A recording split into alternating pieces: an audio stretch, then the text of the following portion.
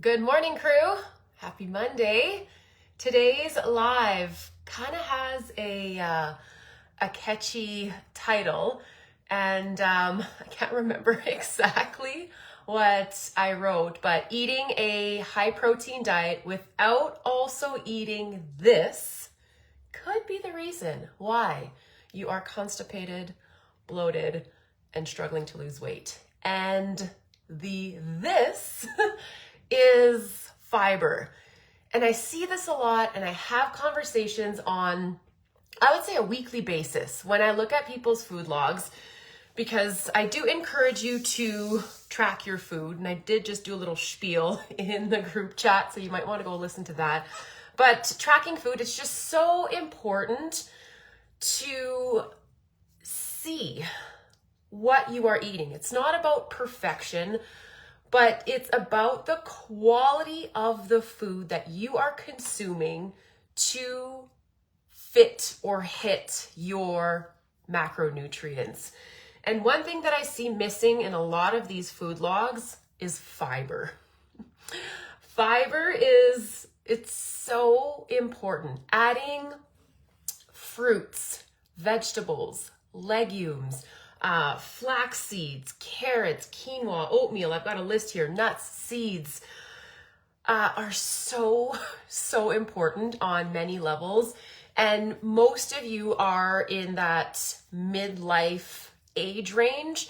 Most clients are 35 to 65, and fiber just becomes so much more important due to fluctuating hormones.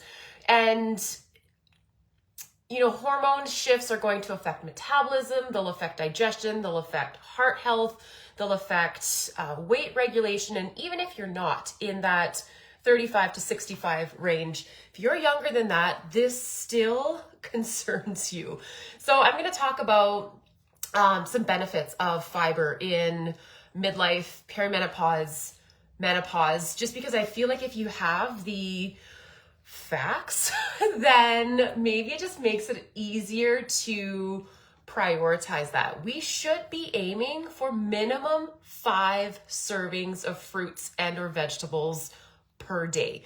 And that looks like about 25 to 35 grams of fiber. Now, if you're not tracking your food and you have no idea, I'll just give you an example of what that looks like. For breakfast, it could be a cup of oatmeal, half a cup of raspberries, flaxseed. Of course, you'll have a protein. I'm just talking about the fiber today. And some flaxseed. For snack, you could have almonds. For lunch, you could have quinoa and some chickpeas. And then, of course, maybe some more vegetables and some protein. For dinner, it could be like a sweet potato and broccoli. So those high fiber foods that I just mentioned, you're getting about 35 grams of fiber, which is fantastic. But again, I'm not always seeing a lot of variety when it comes to fruits and vegetables. So this is your sign to start choosing more high fiber foods. I can definitely drop the fiber document after I post this video, just for you to print it off or to read it over once again, because I've shared it quite a bit. But benefits of fiber for women in midlife, perimenopause, menopause, post-menopause as well, is that it supports hormone balance. Fiber helps to bind to excess estrogen and move it out of the system. And that's why I'm a huge advocate of eating raw carrots. You have probably heard that if you've worked with me for quite some time, but raw carrots help to bind to excess estrogen and something called endotoxins in your gut. And it just helps to remove things. When we enter perimenopause, that can start as early as 35, progesterone goes down, which makes you more estrogen dominant. And signs of estrogen dominance can be bloating, it can be breast tenderness, it can be heavy periods, it can be PMS. So if you're dealing with some of those symptoms, you likely have signs of well, you likely have estrogen dominance where your progesterone is lower and you've just got a lot more estrogen in your system. So we need to be eating high fiber in order to bind to that and remove it from the system. It also helps with weight management and satiety. Fiber helps to just keep you fuller longer. It helps to slow down absorption of, or digestion, I should say, of food. And it helps to stabilize blood sugar.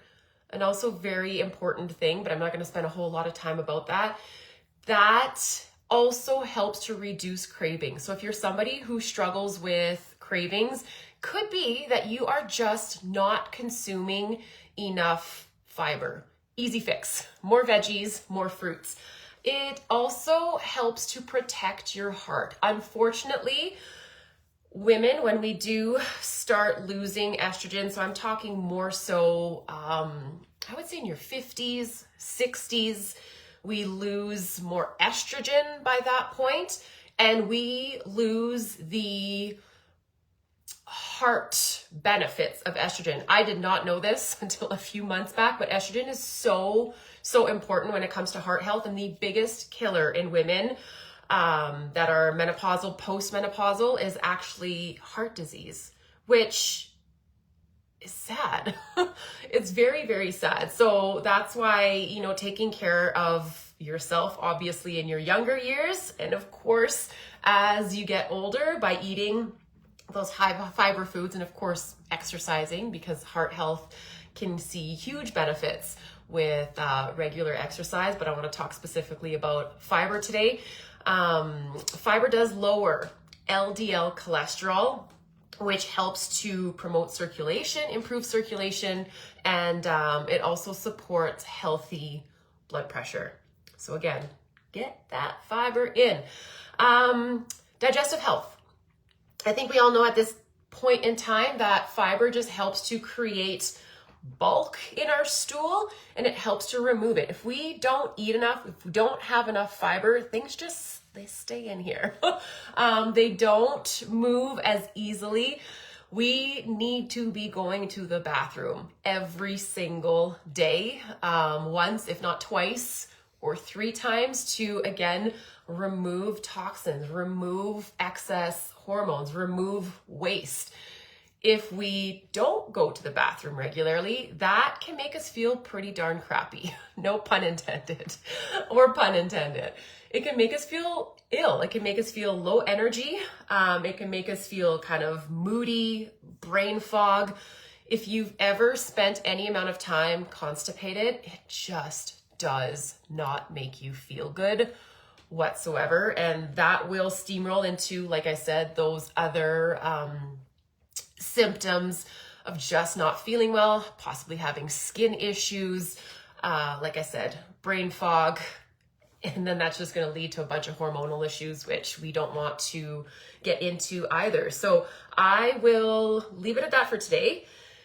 Fiber, fiber, fiber. If you need a goal to work on this week, if you aren't even close to hitting that minimum 5 servings per day, then I would just start with adding, an additional serving. If you're at 2 per day, aim for 3 this week.